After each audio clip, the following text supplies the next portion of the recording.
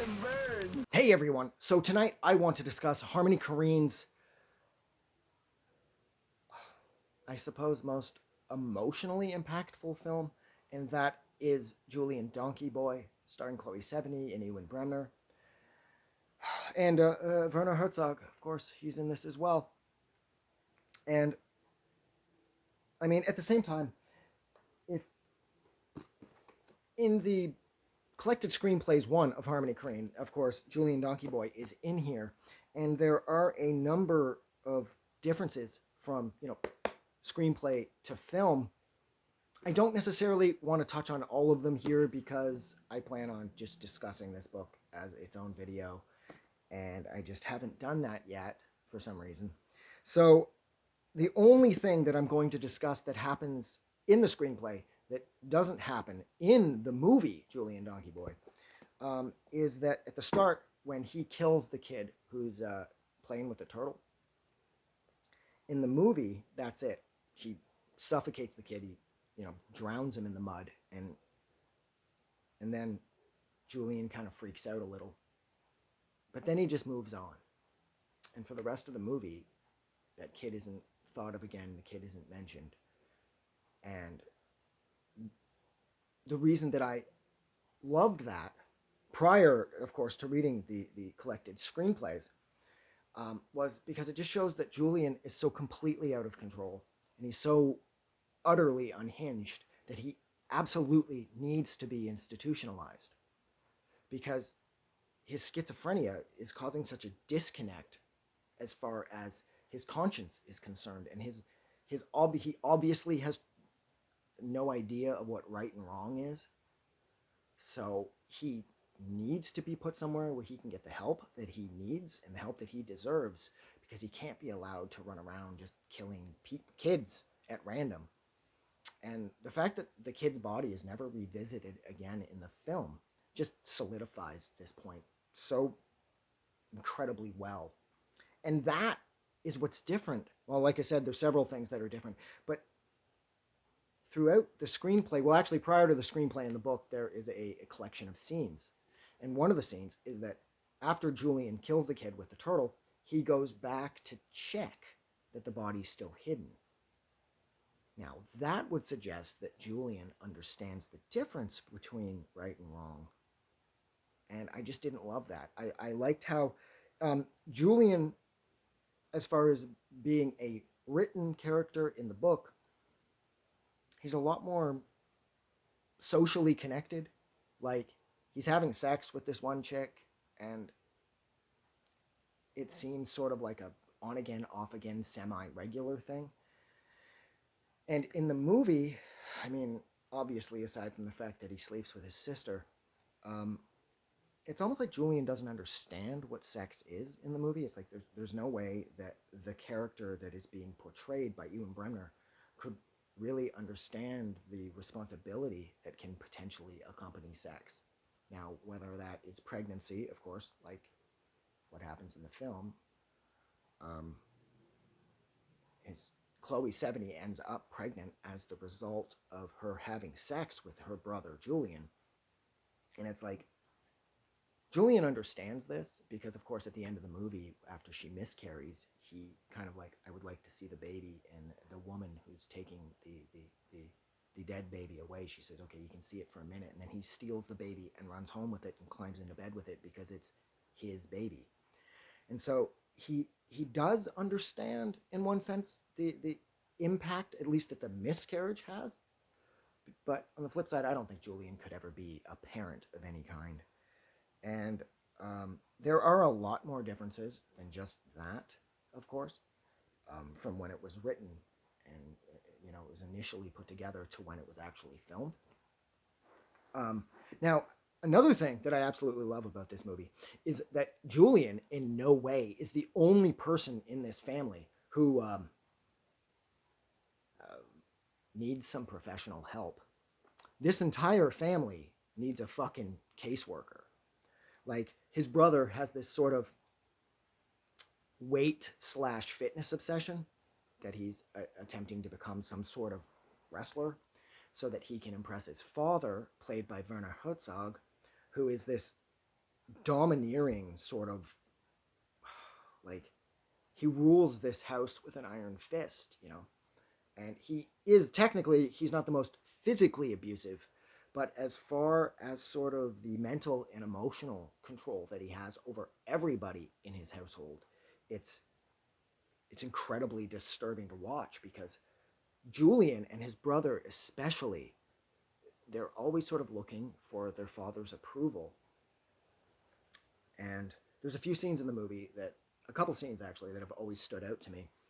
And the first is when you see Julien and his father walking down the street with a massive shot of his father's head superimposed off to the side.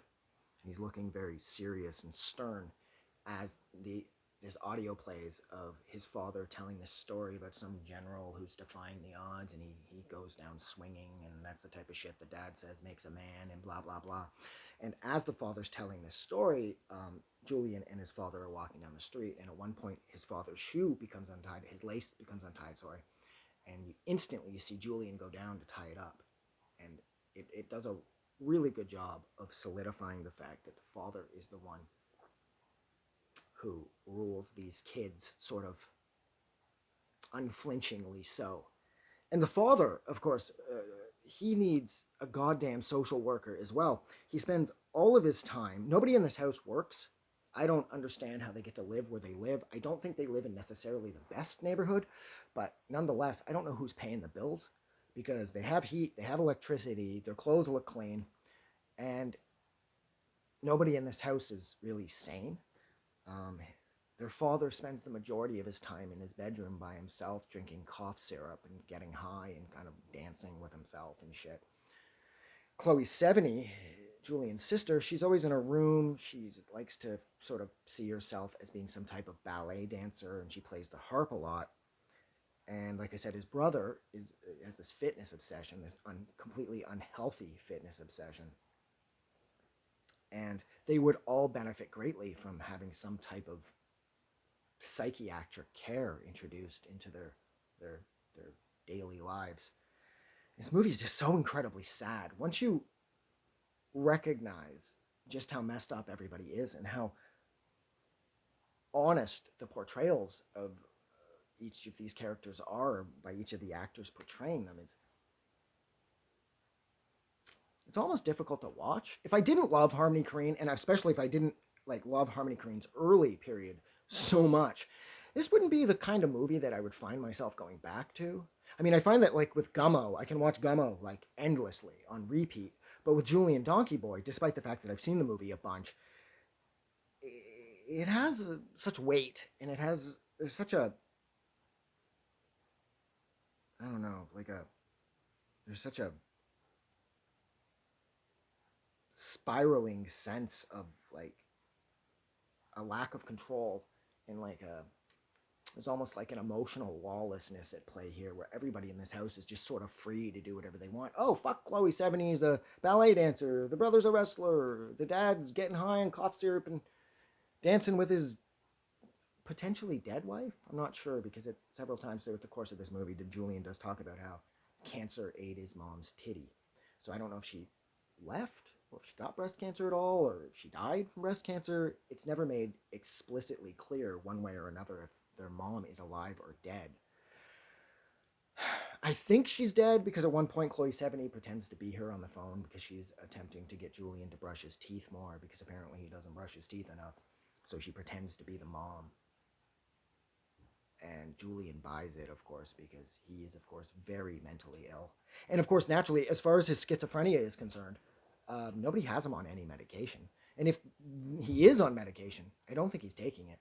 And if he has medication, I don't think there's any doctors really monitoring, any kind of healthcare professionals monitoring his intake to make sure that, you know, he can try to curb the voices in his head by taking said medication. I just kind of get the vibe that they're all on their own in this house. It's like this house is it's like their own private island of neglect and abuse and insanity that they're just allowed to sort of drift off on, and just vanish into nothing through, because I get the impression that, I mean, despite the fact that the movie ends on a really heavy note with Julien taking the miscarried fetus home with him, I don't in any sense think that that's going to be sort of like, you know, the catalyst for any real sort of positive change in this household. Like someone's going to go, okay, this is too much.